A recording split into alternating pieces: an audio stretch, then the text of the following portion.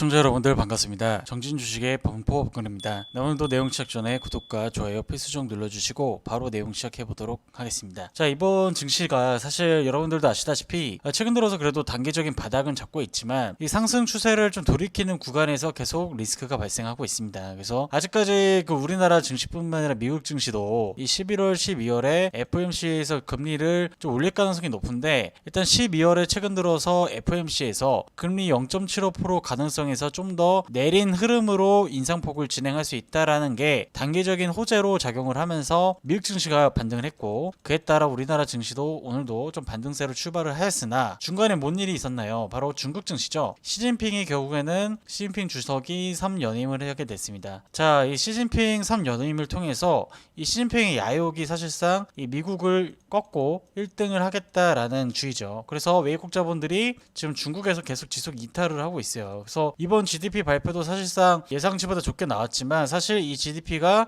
실제적인 예상치보다 상회한 것인지 아닌지는 신뢰성이 떨어지고 있죠. 그렇기 때문에 그런 외국 자본들도 좀 빠져가는 흐름을 좀 보이면서 우리나라가 오늘 시가 2%대까지 갔다가 다시 지금 현재 좀 내려오고 있는 구간입니다. 그래서 아직까지는 증시가 그래도 21선 구간에서 안착하고 있지만, 사실상 여기 올라갈수록 2350포인트 올라갈수록 이 하방 압력은 좀 더 다시 강해질 수 있기 때문에 아직까지는 시장 흐름을 좀 지켜보면서 좀 대응하는 게 좋겠다라고 설명을 드립니다. 자, 그러면 오늘도 제가 관심주로 총 두 개를 가지고 왔습니다. 일단 여러분들 제가 관심주 한번 드리기 전에 이슈 하나 보도록 하겠습니다. 일단 오늘 이슈 첫 번째는 뭐냐면, 여러분들도 많이 알다시피 재건 이슈예요.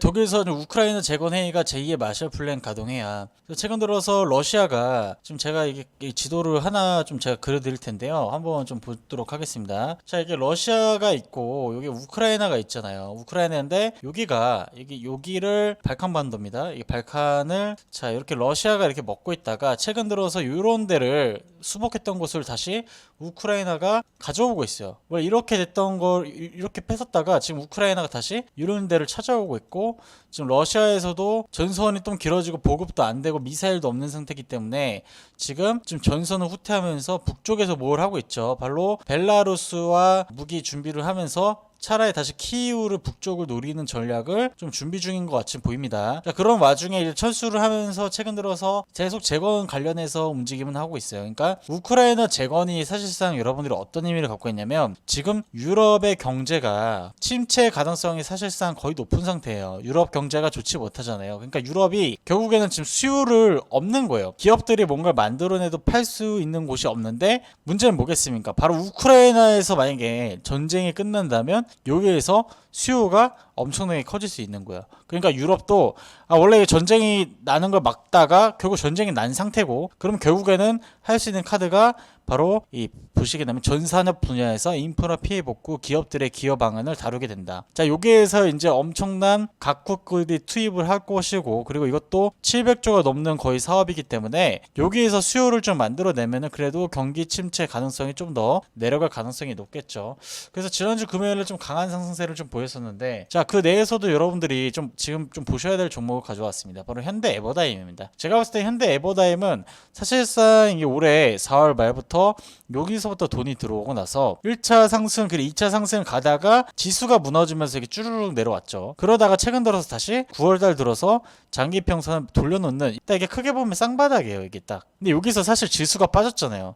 지수가 빠졌는데 이 종목을 올리는 그런 개체들도 사실 이런 데에서 돈을 많이 쓸 필요 없어요. 그 대신 그들의 단가 구간 내에서는 다시 쌍바닥을 이렇게 딱 만들잖아요. 그러면 이런 거는 일단 매물대가 이런 구간에 있기 때문에 단번에 돌파하기는 어렵겠지만, 앞으로 단기적인 이 시세를 뿜으면서 이제 윗꼬리를 위주로 뿔 가능성이 높아요. 그래서 여러분들께서 지금부터 저는 좀 모을 가능성이 상당히 좋고, 손절가 한 7,300원 정도 이탈하면 전략 매도하는 전략으로 지금부터 천천히 모아가시면 충분히 수익이 날 수 있는 종목이라고 얘기 드립니다. 그래서 첫 번째 종목 현대 에버다임 설명드렸고요. 자, 두 번째 종목 설명드리도록 하겠습니다. 자, 두 번째 종목 최근 들어서 제가 얘기했던 이슈죠. 바로 이 코로나 독감 진단 콤보 키트가 본물이다. 그래서 아직 비급여 의료 현장 무용 지물이다. 딱 해서 이제 앞으로 가을철이 지나게 되면서 독감이 유행이 일어나면서 진단기기 업체들이 동시 진단 키트를 시장에 우후죽순 등장을 시키고 있다. 그래서 이거 같은 경우는 일단 급여보단 비급여입니다. 비급여. 자, 여러분들이 여기서 급여와 비급여가 있잖아요. 일단 제가 기초적인 거 얘기 드리면 우리나라가 사실 정부가 지원해주고 있어요. 병원 가보고 약국 가면 뭐 비싸야 뭐 1,000원에서 5,000원 정도면 사시잖아요. 근데 이거는 급여 제품이어서 좀 싸게 사는 거예요. 근데 정부가 지원을 하고 있는 거예요. 우리나라 국민들이 많이 다치고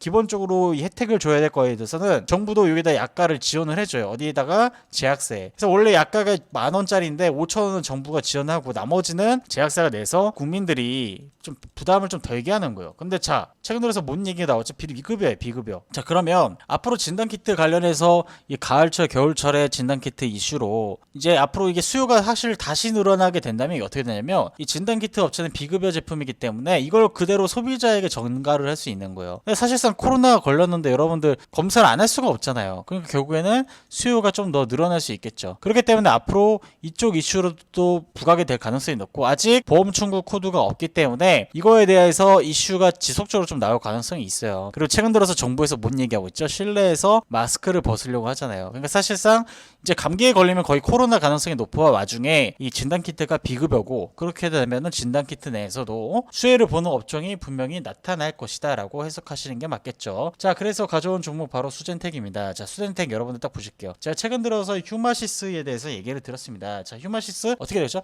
바로 요 구간, 제가 이 줄거던 구간에서만 반등이 나온다. 여러분들 확인할 수 있죠? 자, 이렇게 반등이 계속 나오고 있는데 마찬가지로 여러분들이 보셔야 될 이 수젠텍도 중요 분기점에 있다는 것입니다. 자, 이렇게 딱 보시면은 자, 일단 여기 구간에서 계속 지속적인 반등을 좀 나오고 있잖아요. 자, 여러분들 보시면 여기 찍고 반등 나왔다가 다시 내려오면서 반등 나오고 내려오면서 반등 나오고 내려오면서 시장이 무너져서 그래도 다시 반등은 나오고 그럼 지금 다시 어떻게 모아야 될 구간이라는 것입니다. 자, 여기서 여러분들께서 좀 더 자세한 브리핑을 받고 싶고 추가적인 브리핑 내에서 언제 접근을 하고 비중을 어느 정도 해야 될지 모르시는 분들 010-2575-4421 숫자 1번 보내주시면 제가 이제 시장 브리핑이랑 무료 체험방 위주로 여러분들에게 좀 소개하는 시간을 갖도록 하겠습니다.